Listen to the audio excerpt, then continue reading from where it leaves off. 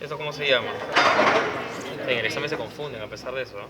Se confunden, ¿no? El esternocleidomastoideo, a ver, vamos a ver primero lo fácil del esternocleidomastoideo. ¿Dónde se inserta? ¿Ah? Igual mastoides. Mastoides por arriba. ¿La apófisis de mastoides a qué hueso pertenece? Temporal. ¿Y por debajo se inserta dónde? Bonito, ¿ah? ¿Qué parte de la clavícula? ¿Ah? Borde medial, tercio posterior y a nivel de la cara interna del manubrio del esternón. Ya. Es un músculo que va a estar revestido por esto blanco que está encimita. ¿Qué es esto? Una pinza sin dientes. Ahí está esta hoja. ¿Cómo se llama esta hoja? ¿Fascia qué? La hoja de revestimiento. La hoja de revestimiento. ¿Qué es importante con respecto a la hoja de revestimiento? Por eso es que también seguramente han disecado la cara. ¿Qué importante tiene esta fascia a diferencia de las otras hojas? O sea, aparte de revestir, como su nombre dice, el esternocleidomastoideo y atrás a este, que es el trapecio, y en parte a los dos triángulos grandes del cuello, anterior y posterior, ¿qué hace la hoja de revestimiento? Que lo hace importante también en cabeza. Que se dirige hacia la cara. ¿Dónde se inserta en la cara? Llega hasta acá. Aquí hay una prominencia que se llama el arco cigomático, lo van a ver en cabeza. Su borde inferior también presta inserción a esa hoja de revestimiento, o sea, baja así todita la hoja. Se inserta hasta en el hueso yoides, que acá ya pasó la historia. Y recién baja el cuello. ¿Por qué es importante eso? Porque cuando van región parotidia, ¿no? Acá está la parótida, ¿no? Ya la conocen, esta es la glándula parótida, ¿no? Que es una de las tres glándulas salivales mayores. Esta va a estar recubierta por fuera por esa hoja de revestimiento de la fascia cervical profunda. Es lo que antiguamente le llamaban fascia cervical superficial. Anteriormente la fascia del cuello eran tres, ¿no? Superficial, media y profunda. Ahora es hoja superficial y hoja profunda. Y la profunda se divide en tres. La de revestimiento, que es la superficial, la media, que es la pretraquial, y la que está por debajo, la prevertebral, que está en el espacio prevertebral, ¿no? O espacio de Henke, que es lo mismo. Entonces, esa hoja de revestimiento esa es importancia, ¿no? Que cubre por arriba también la porción externa de la celda parotidia, obviamente por fuera, ¿no? ¿Qué hace este músculo? ¿Qué función tiene? ¿Qué hace con el mentón? Si les ponen el examen ahí, marque usted la acción del esternocleidomastoideo con respecto al mentón. ¿Qué le hace al mentón? Lo desvía hacia qué lado? Hacia el lado contralateral, ¿no? Es decir, que si yo contraigo el esternocleidomastoideo de un lado, lo desvío el mentón hacia el otro lado. Flexiona cabeza, ¿no? Lo tracciona para abajo y es un rotador.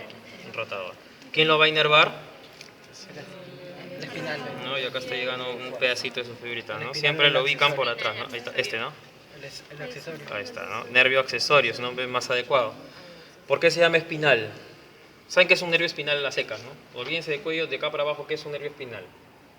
Son aquellos que nacen acá al lado de la médula espinal, ¿no? O sea, nervios raquídeos es su verdadero nombre. Entonces, ¿por qué a este le dicen espinal también si es un nervio craneal? Porque cuando desciende, todos los nervios craneales, por si acaso, del número 3 al 12, porque son 12 pares a cada lado, del 3 al 12 nacen del tronco encefálico, mesencéfalo, protuberante, eso lo van a ver después. A nivel del bulbo nacen los 4 que les interesan, que ven en cuello, o sea, el glosofaringeo, que es el 9, el vago, que es el 10, espinal 11 y hipogloso 12. Esos 4 se originan en el bulbo raquídeo, no interesa dónde ahorita, simplemente se originan ahí aparentemente hablando, o sea, lo que uno observa. Pero cuando el espinal baja, las primeras raíces cervicales, de C1 hasta C4, algunos dicen hasta C5, se le empiezan a juntar al nervio, como dándole raíces también. Por eso es que le llaman espinal. ¿Y por qué se llama accesorio? Bueno, la otra razón por la cual se llama espinal es porque obviamente va a inervar a músculos estriados, como son el esternocleido y el trapecio. Pero ¿por qué también se llama accesorio? Accesorio es que acompaña a alguien, ¿no? ¿Accesorio de quién? Del vago. ¿De qué rama del vago? Esa es pregunta examen. ¿Qué rama del vago acompaña el espinal? Al nervio laríngeo interno. Por eso que pacientes que se lesionan el nervio espinal también tienen disfonía, porque lesionan en parte fibras del laringio interno o están acompañadas a este nervio. Ustedes saben que el laringio interno inerva por dentro la laringe. Ese es el nervio espinal, que es contenido importante de ¿cuántos triángulos? ¿En cuántos triángulos aparece? Aparecen 3 triángulos. Primero en el triángulo que está acá, donde está la glandulaza esta, el triángulo submaxilar. ¿Su me entienden? Es este. Por el submaxilar o digástrico, luego pasa por el triángulo carotídeo en la profundidad y después ingresa al triángulo posterior. ¿En qué porción? Occipital. Si yo digo de que este nervio tiene origen, como nervio craneal que es, debe tener origen real y origen aparente, seguramente les han dicho eso. Pero eso también tiene su origen radicular, entre comillas, por lo del espinal que les mencionaba, que sería de C1 hasta C4. ¿No? Algunos dicen C2, C4. ¿No? Obviamente la porción C2, C3 iría pues al esternocleido y la porción C3, C4 al trapecio. Ahora, ¿qué otra cosa más con respecto al esternocleidomastoideo que les pueden preguntar? ¿Quién irriga? ¿Quién irriga el esternocleidomastoideo? una arteria, ¿no? ¿Quién lo irriga? Son 3 arterias, ¿no? Si ustedes agarran al esternocleido y lo parten en 3... La tiroidea superior. Claro, pero bonito. Arriba esternocleido mastoidea superior, rama D, occipital. La esternocleido mastoidea media, rama D, tiroidea superior. Y la esternocleido mastoidea inferior, rama D, o de la supraescapular.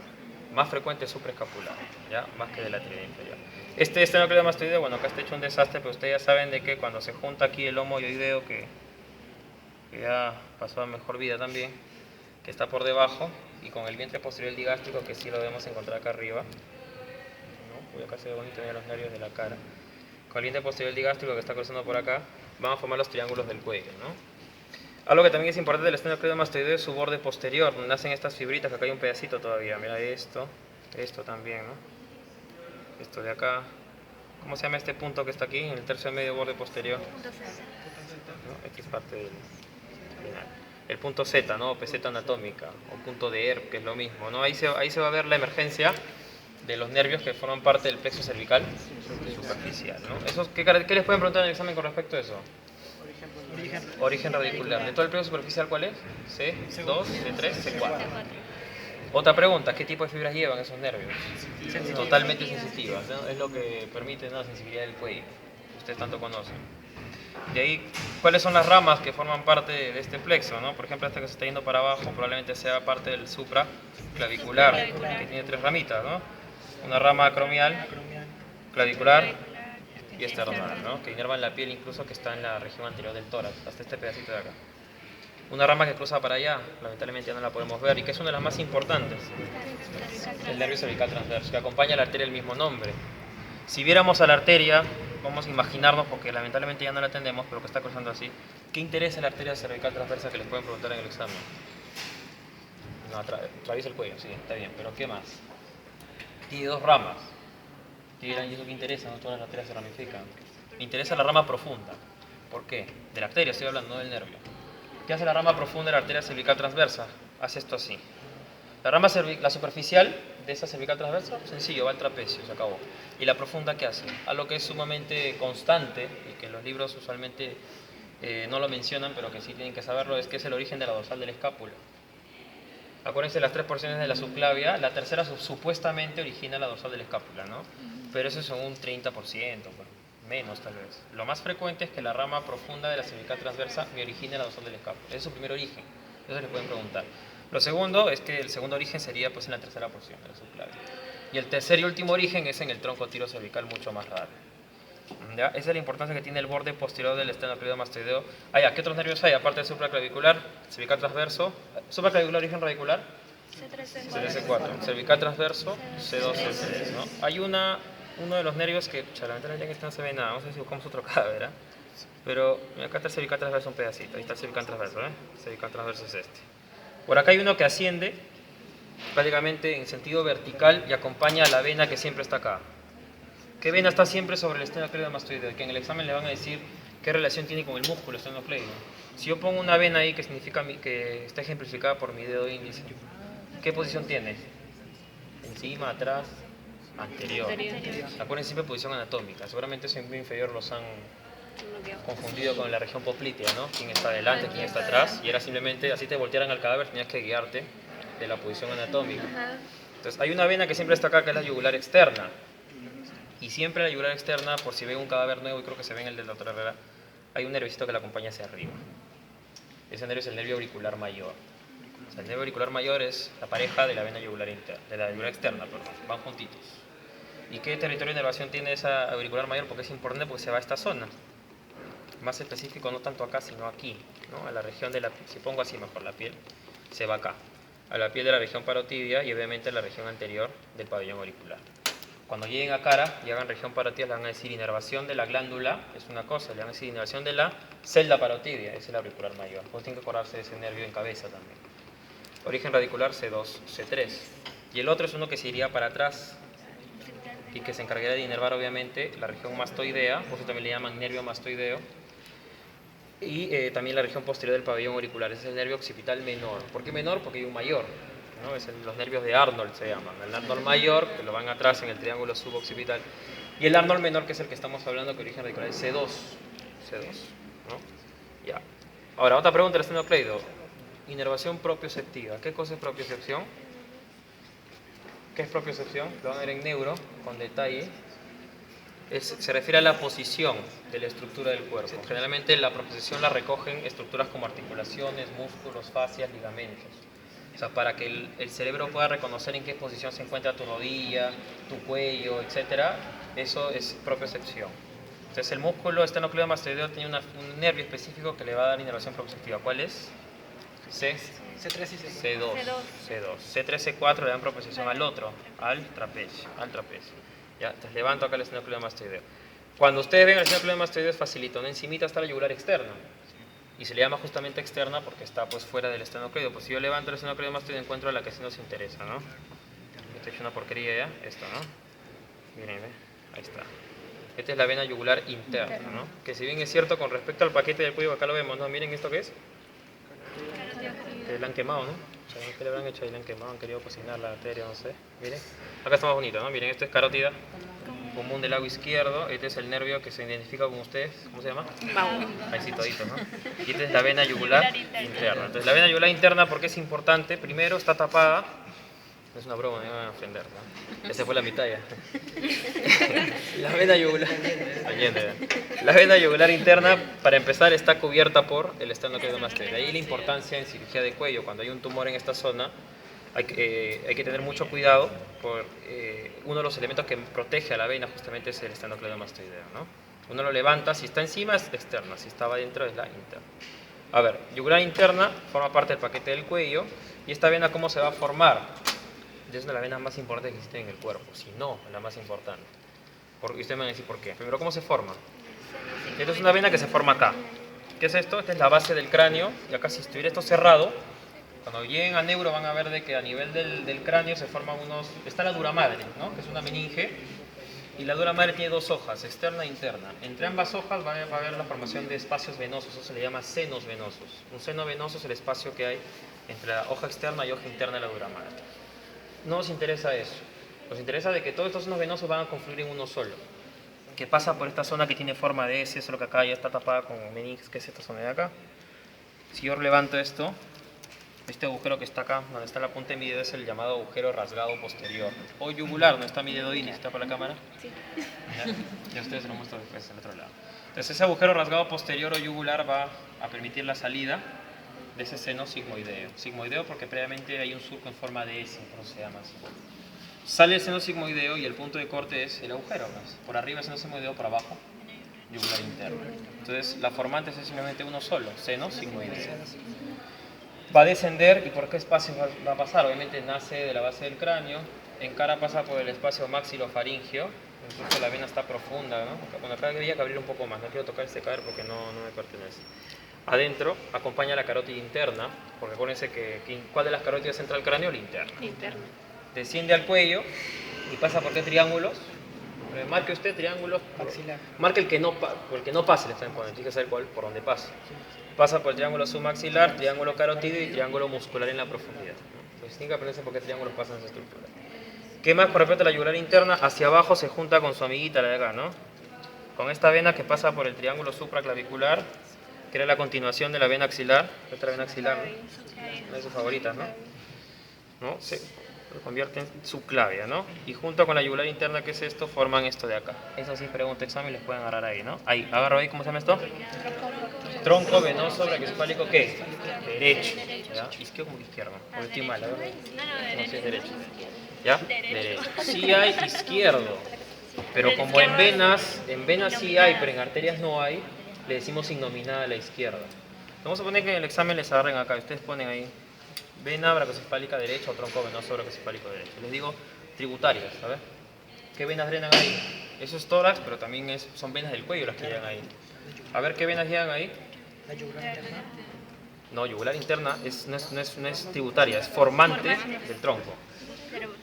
Tributaria. Miren, repito, formantes del tronco brachocefálico, hemos dicho yugular interna y subclavia. Ahora estoy agarrando ahí mismo y les digo tributarias. O sea, ¿quiénes llegan? ¿Vamos? Yugular anterior puede ser, ¿sí? Puede ser. Es una de las primeras ya. ¿Qué más? Puede ser la yugular anterior va a la externa más que todo. Va al externo y a veces al interno. Y a veces al interno, pero más raro. Lo más común es que el anterior vaya al externo. Ya, pero vamos con las que sí son comunes del tronco brachiocefálico. ¿Quiénes drenan ahí? Uno, la vena vertebral. La arteria vertebral nace de la arteria subclavia, pero su vena va al tronco, no va a la vena. Acuérdense de eso, no hay que equivocar en el examen. Entonces, uno, vena vertebral. Dos, vena tiroidea inferior. La tiroidea inferior. Tres, la vena mamaria interna. Y la primera intercostal posterior derecha, o primera intercostal derecha. Repito, si estamos hablando del tronco brachiocefálico derecho, tributarias son 4, he dicho, ¿no? 4. Vena mamaria interna, vena tiroidea inferior, vena vertebral y la primera intercostal derecha. Y si digo el izquierdo, que acá está, me parece que está tirado para el otro lado. Ya sé. Se ha pegado acá, pero el izquierdo es más largo, ¿no? ¿Por qué? Porque el tronco brachiocefálico... Acá está, ya lo agarré. Ahí está. Todo esto que estoy agarrando acá, ahora ponen fascia, ¿no? Está blanquito, dicen fascia, ¿no? No, eso es tronco venoso brachiocefálico izquierdo. Esto es para ustedes, estoy tapando ahí, esto que estoy agarrando acá. El izquierdo, que está ahí, ¿no? ¿Por qué es más largo que el derecho? Fácil. ¿Por qué? Porque los dos brachiocefálicos que me forman, la vena cava superior y la cava superior donde drena, aurícula derecha. Entonces tiene que estar más a la derecha, pues, tiene que estar más acá. Por eso que el izquierdo es más largo. La forma para acordarse es la manito así, ¿no? La mano así. El tronco brachiocefálico derecho es corto, ancho y vertical. El brachiocefálico izquierdo es horizontal, largo y oblicuo. Y cuando lo voltean para abajo, este es para los bronquios, cuando lleguen a tórax. Bronquio derecho, bueno, eso es tórax, no nos interesa. Pero el brachiocefálico es así, lo jalan para acá, derecho. Tributarias del lado izquierdo. Lo mismo, ¿ves, no? Tenemos vertebral izquierda, mamaria interna izquierda, tiroidea inferior izquierda, primera intercostal izquierda y ahí le agrego una más. El tronco venoso intercostal izquierdo, que está formado por la segunda y tercera intercostal. Lo que pasa es que en el lado izquierdo, la segunda y tercera también llegan al tronco. En el lado derecho, la segunda y tercera desembocan en otra vena que no nos interesa cuál es ahorita. Ya, acuérdense de eso porque les van a preguntar. Basta que, como es un examen práctico, lo más probable es que le pregunten dos, ¿no? Acuérdense pues las principales de cuello, tiroidea inferior, mamaria interna, vertebral. Y a las intercostales, bueno, si se acuerdan en buena hora. ¿Me entendieron? Entonces, la yugular interna entonces se junta esta vena y forma el tronco venoso brachiocefálico. Y si le ponen un alfiler acá, ¿cómo se llama esta? Ahí, en la puntita. No está mi alfiler de hace 20 años. Tiene un alfiler acá que... No, pues ese está mirando. ¿No? Acá yo tenía un alfiler de hace 20 y lo cuidaba todos los ciclos. Y ahora ya no sé dónde, ya lo perdí. No importa. No importa, vamos a ver este que está ahí que está esperando. Ahí está. ¿Cómo se llama ese angulito? Yúgulo subclavio, ¿no? O ángulo de Pirogov. ¿Quién desemboca en el lado derecho? La gran vena linfática, que recoge la mitad derecha de la cara, mitad derecha del cuello, miembro superior derecho y tórax derecho. Toda la linfa del resto del cuerpo, o sea, miembros inferiores, pelvis, abdomen, hemitórax izquierdo, ¿no? Toda esta zona, miembro superior izquierdo, drenan en el otro ángulo yugular subclavio que sería acá, ¿no? A ver, ¿cuál sería? ¿Este o este el ángulo yugular subclavio? ¿Qué dicen ustedes? Acá, ¿no? Este es mi yugular, esta que está medio flaquita. Aquí sería el ángulo yugular subclavio. Me parece que esta es la vena la externa, me parece que es esto, no sé qué ha pasado ahí, hay que ordenarlo bonito. Entonces en el ángulo yugular subclavio izquierdo, ¿quién va a desembocar? El conducto torácico, eso sí es importante. ¿A qué nivel de vértebra el conducto torácico hace su curvatura? C7, ¿ya? C7. Eso se pregunta examen, pues eso se estoy repitiendo. Entonces, lado izquierdo, conducto torácico, lado derecho, donde está el alfilercito con cabeza azul, la gran vena linfática. Ahora, regresando a lo que la vena yugular interna. Se llama interna, les he dicho, por el esternocleido, no por su posición en el cuello, porque con respecto al van está afuera. ¿Me entienden? De afuera adentro es yugular interna, el nervio de ustedes, y la arteria carótida, perdón. ¿Cómo se llama? Vago. Ah, tú eres vago. Entonces, mi nervio. Nervio vago. Sí, tiene cara de estudiar. Y arteria carótida común. ¿Qué más de la yugular interna? Tributarias. No creo que sean tan malos de preguntarles por porciones, porque no tiene sentido, simplemente cuáles son. Pero vamos en orden para que no paporreteen. Por arriba, ni bien atravesó, este es el agujero rasgado posterior, imagínense. Ahí está la vena, atravesó. O sea, mis dos dedos son la vena yugular interna. ¿Quién recibe primero? ¿Cuál es la primera tributaria de la yugular interna? Justo ni bien atravesó el agujero rasgado. No, eso es en el cuello ya. Estamos hablando arriba. ¿Qué es seno petroso? Inferior. ¿Qué pasa? Que cuando la yugular interna estaba... Si este es el agujero yugular, ¿no? El seno sigmoideo vino así, ¿no? Atravesó así. Pero hay un senito que dijo, no, aguanta, yo no quiero quedarme acá. salgo contigo y recién te atravieso acá.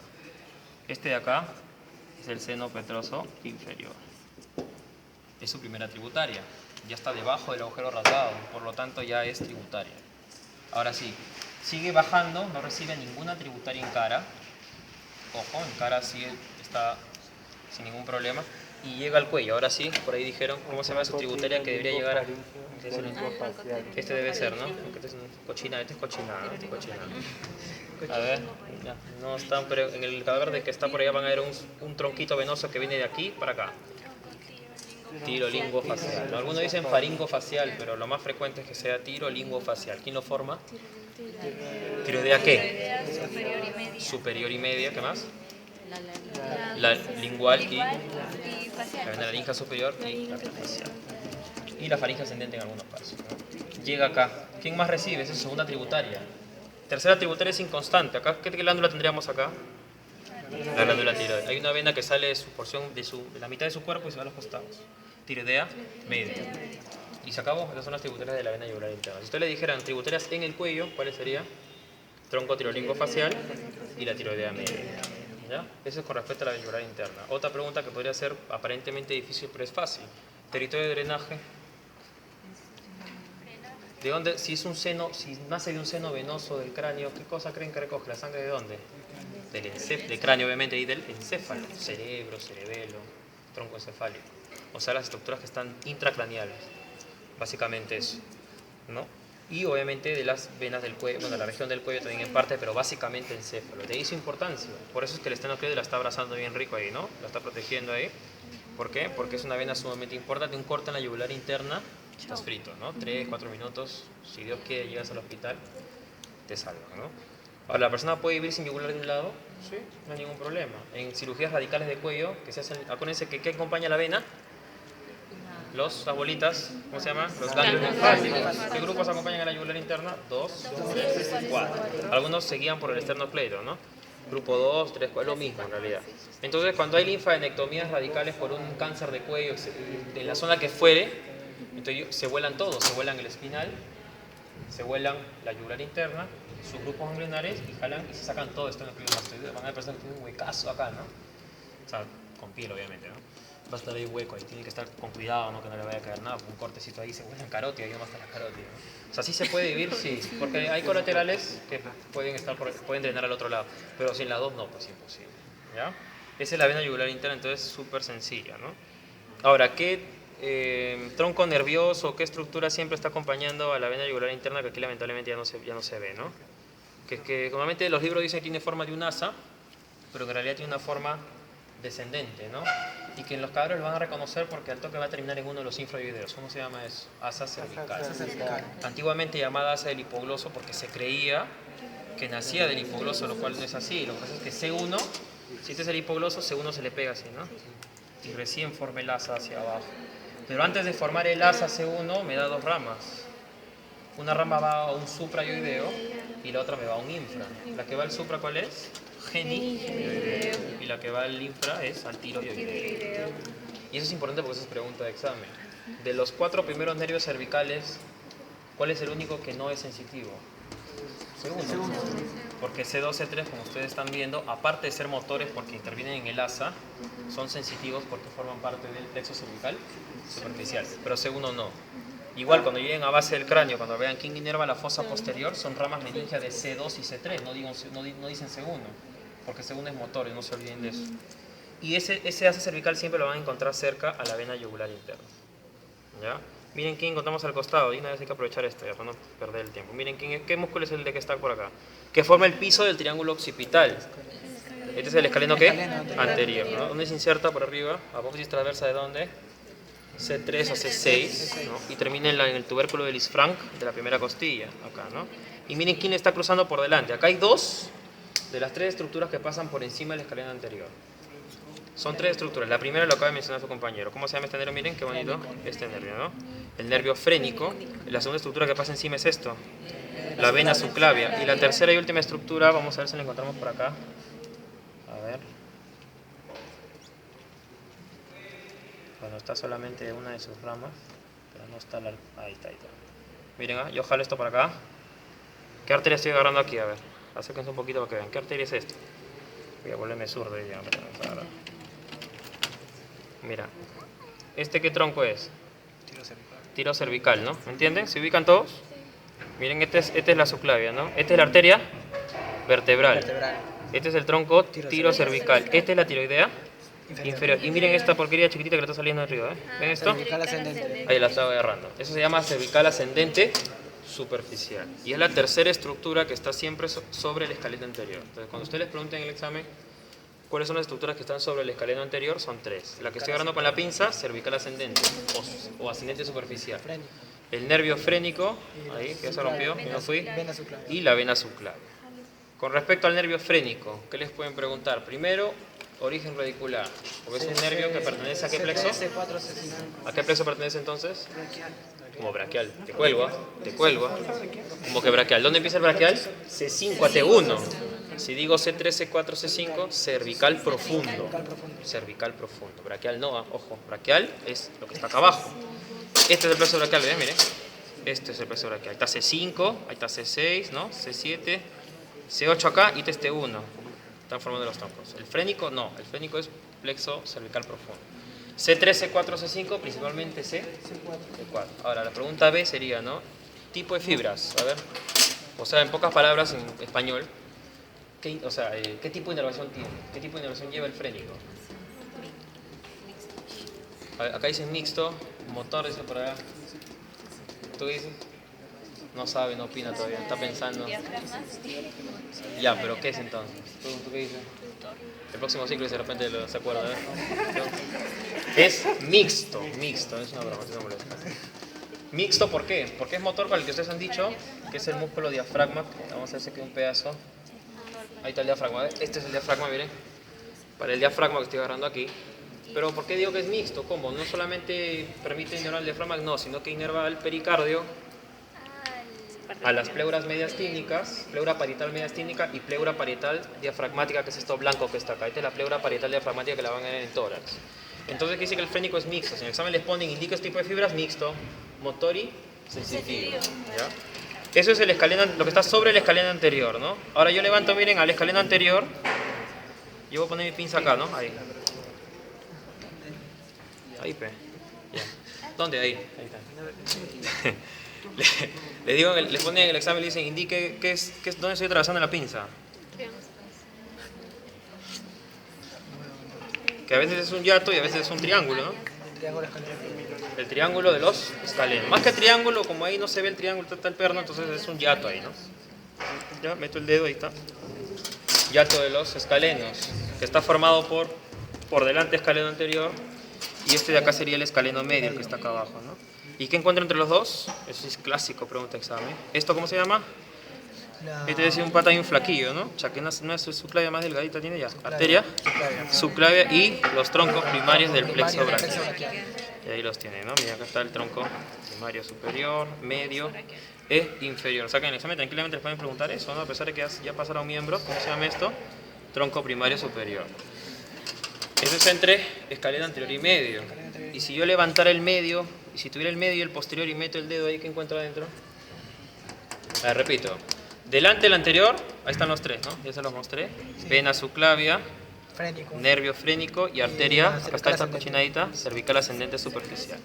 Entre anterior y medio, arteria subclavia, troncos primarios del plexo braquial. Y ahora entre medio y posterior, ¿qué encuentro? El nervio torácico largo de Charles. ¿Que pertenecía o no pertenecía al plexo braquial? No, se formaba de sus raíces, pero no pertenecía. Así es. Ese es, bueno, acá ya verlo, acá está abajo, ¿no? Este de acá debe ser, ¿no? No, debe ser, no, es, porque miren, acá está el medio, miren, ¿eh? Este de acá es el escaleno, yo pongo un alfiler así. Tremendo cadáver, bueno, ahora el mismo, ¿ya? Tremendo cadáver y les ponen un alfiler ahí, ¿no? No, hombre, dicen ustedes, uy, largo el cuello, ¿no? Esternocleido, dicen, no, tampoco, ¿no? Miran bien, ¿qué es eso? Escaleno medio. Y voy a buscar otra pincita por acá. ¿Alguien tiene un alfiler por ahí, un rodete? ¿Me preste? Acá somos los dedos. Ah, se me han preparado.